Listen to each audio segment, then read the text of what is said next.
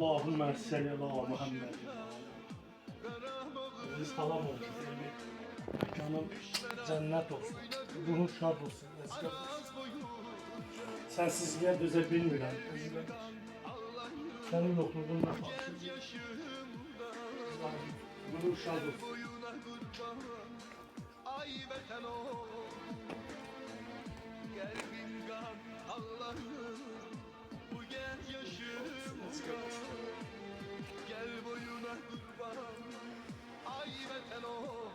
Mekanın cennet olsun.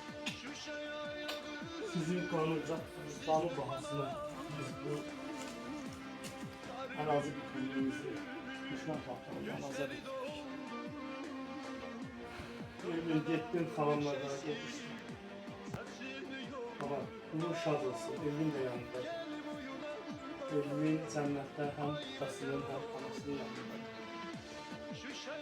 Uşaq vaxtlarında atasını itirdi. Daha sonra anasını itirdi.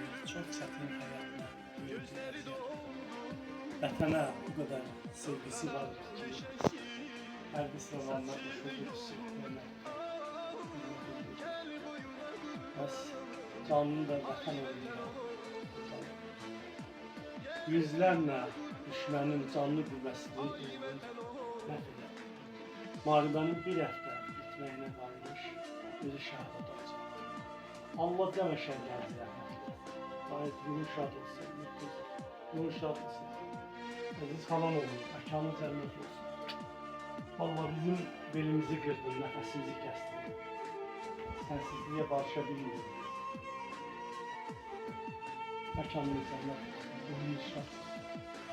Belirtmek istedim ki Soli kəndin 8 şehidi var. Soli kəndi 8 şehidi var. Allah mekanları cennet versin. Allah qazilere, veteranlara da şəfa versin. Elvinin qardaşı Pərvin də hərbiçidir.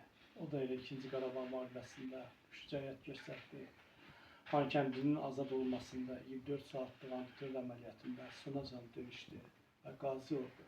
Elvin Xankəndi də azad oldu. Qardaşım, əziz xalam oldu. Sağ olsun da qoy.